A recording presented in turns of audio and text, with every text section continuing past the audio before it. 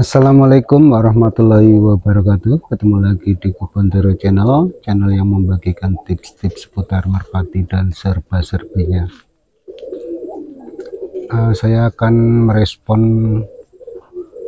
komentar dari Mas atau pertanyaan dari Mas Sicilian Z ya, tentang mata merpati yang bentuknya yang bagus itu yang oval atau yang bulat ya. Saya sebenarnya agak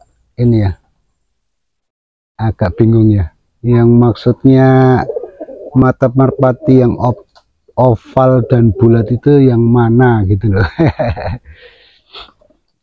Mata merpati yang di bagian alisnya atau hitamnya itu ya, kalau setahu saya kalau mata merpati ya biasanya bulat ya untuk luarnya itu, kemudian kalau hitamnya itu yang bagus dan sehat ya bulat.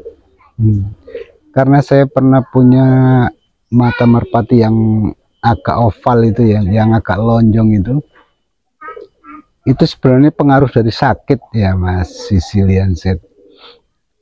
Walaupun dia bisa melihat tapi kayaknya kalau saya perhatikan waktu dia diklepek, kalau masih ketinggiannya belum seberapa, misalnya baru 3 atau 4 pohon kelapa ya, atau berapa ya, mungkin 3 ya, kalau sampai 4 mungkin belum ya, itu masih bisa lihat ya. Misalnya sebelah kanan dari burung itu ya, sebelah kanan dari burung itu yang dulu kalau saya punya itu yang sebelah kiri burung saya warnanya putih, itu karena sakit dulu dia jadi kayak bentuk oval gitu. Nanti kalau teman-teman perhatikan itu warnanya itu kayak hilang gitu ya, udah kayak hilang.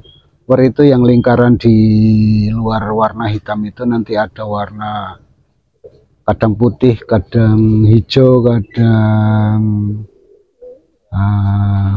kayak perak gitu ya, tapi pasti ada lingkarannya itu. Nah, itu nanti kalau yang bentuknya oval itu karena sakit itu dia biasanya terputus, dan itu nanti untuk penglihatannya kurang tajam ya, kurang bagus. Seperti burung saya yang putih dulu, sebelah kirinya bentuknya oval karena dulu pengaruh sakit, kemudian yang kanan utuh bagus bulat ya.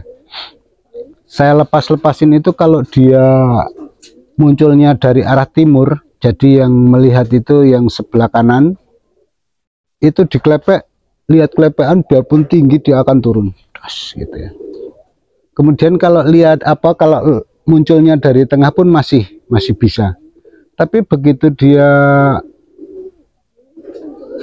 munculnya dari agak barat gitu ya, jadi dia arahnya ke sini, jadi yang lebih dominan untuk melihat itu yang kiri, diklepek dia agak susah. Harus dilempar-lemparin burung banyak sekali baru dia ngelihat, baru dia turun. Tapi kalau dia dari arah timur gitu, dia begitu lihat kelepekan baru lemparan 1 atau 2 dia langsung nuke. Saya tidak tahu apakah pengaruh dia bisa nyambiting dari sebelah ke arah kanan atau cuma sama lurus ya, kanan dan lurus, kemudian dari sebelah kiri pas ada di mata yang oval itu dia memang nggak bisa, atau karena pengaruh mata ya. Tapi yang jelas itu waktu itu burung itu nggak bisa langsung turun kalau penglihatannya yang di mata yang oval itu yang untuk melihat ya. Jadi saya berani mengambil sedikit kesimpulan bahwa burung itu kurang tajam ya kalau matanya sudah oval karena sakit waktu itu.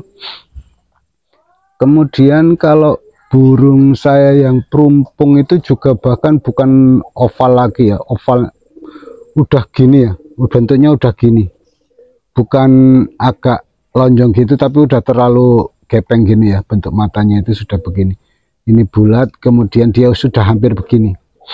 Itu juga kalau dekat, misalnya lepasan dekat begitu dia masih lihat kelepekan lah, masih langsung beding. Tapi untuk saat dia udah tinggi dia kayak nggak lihat ya, sering kebablasan, nanti baru balik, kemudian dia melihat pakai mata yang normal, dia baru bidding. Itu kalau sudah tinggi. Kalau belum tinggi dia masih bisa bidding. Jadi saya berani ambil kesimpulan dari burung saya yang 2 ekor itu, bahwa mata oval yang karena sakit ya, karena saya yakin sekali kalau mata burung itu selalu bulat, itu sudah nggak setajam seperti mata yang normal. Kemudian mungkin juga Mas Sicilian ini maksudnya yang burung matanya bulat, kemudian di bawah sini ada, di sebelah bawah sini ya, ini misalnya kepalanya, ini matanya, kemudian ini apa paruhnya ya. Nah ini di sebelah bawah sini itu suka ada hitam-hitam blobber itu ya, kayak blobber apa bahasa Indonesianya, tapi Mas Sicilian tahu ya artinya blobber itu apa ya, kayak hitam-hitam melebar gitu yang di bawah itu. Itu biasanya kalau saya berkeyakinan itu burung bagus untuk dilombakan atau untuk tomprang atau untuk diadu lah istilahnya. Itu bagus yang apa, yang blobbernya di bawah. Kalau blobbernya di atas, kan ada juga tuh yang blobber di bawah, blobber di atas. Nah itu kalau yang di atas saya berkeyakinan itu bagus untuk breeding. Kemudian kalau blobbernya seluruh bulatan begitu, kalau orang-orang dulu itu justru bilang itu nggak awas ya. Tapi kalau warna matanya tajam justru awas sekali kalau menurut saya. Dan itu ciri-ciri merpati yang bagus sekali untuk breeding. Dia bisa untuk breeding, bisa untuk racing ya, bisa untuk diadu, bisa untuk diternak. Itu saya berpatokan begitu, karena saya pernah punya burung yang bulatannya itu blobor semua, tapi cewekan. Nah itu rata-rata anak-anaknya bagus-bagus. Tapi sayangnya cewekan itu dia terah burung yang suka mencelokan. Jadi nanti saat anak-anaknya walaupun sudah full star ya, dia satu saat dia akan mencelok ataupun bahkan bisa hilang ya.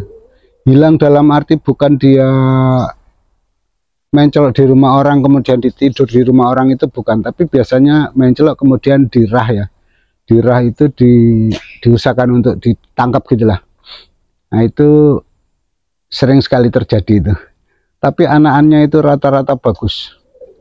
Seandainya burung itu bukan terah burung yang suka mencelokan ataupun yang suka hilang, mungkin itu lebih bagus lagi.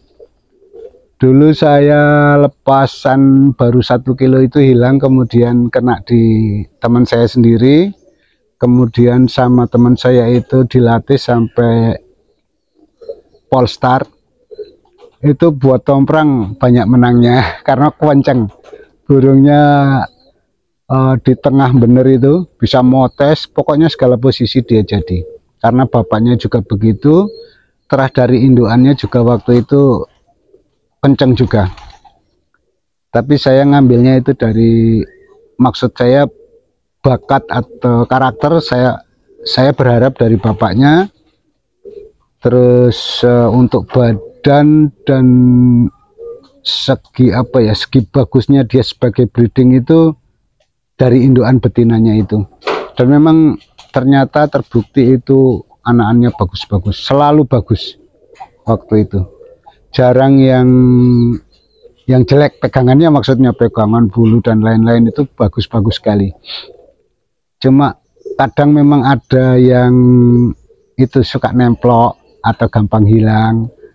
Tapi bahkan waktu itu ada lagi terahnya itu yang dipiara teman saya itu justru sampai jauh sekali, sampai lepasan sekitar 15 kilo lah.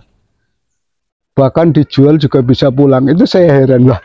Lah kok di tempat dia kok malah bisa cumbu, bisa pomah, bisa dijual pulang, bisa dilepasin jauh sekali juga tanpa kendala. Itu yang saya heran. Mungkin orang Jawa bilang kurang cocok tanahnya atau gimana, saya nggak tahu, tapi yang jelas itu anakan dari burung itu bahkan di tempat teman saya ada yang lepasannya sampai jauh sekali. sampai 15 kilo. Kalau di tempat saya nggak bisa. Paling jauh 4 kilo. Kemudian yang untuk tomprang yang itu di tempat teman saya itu lepasan 7 kilo lah. Tapi akhirnya pernah hilang, kemudian ditebus untuk tomprang lagi, nggak masalah. Itu ya Mas Sicilian Z. Semoga ini bisa memberi gambaran untuk Mas Sicilian bahwa mata merpati yang bagus yang bagaimana, kira-kira begitu ya. Tapi tentu saja badan harus mendukung segala sesuatu, pirantinya juga mendukung. Untuk breeding gimana, untuk mainan gimana. Itu ya Mas Sicilian Z, semoga bisa memberi gambaran dan referensi untuk Anda saat memilih burung, dan semoga burung pilihan Mas Sicilian Z itu nanti bisa bagus dan membanggakan. Oke, akhir kata terima kasih. Wassalamualaikum warahmatullahi wabarakatuh.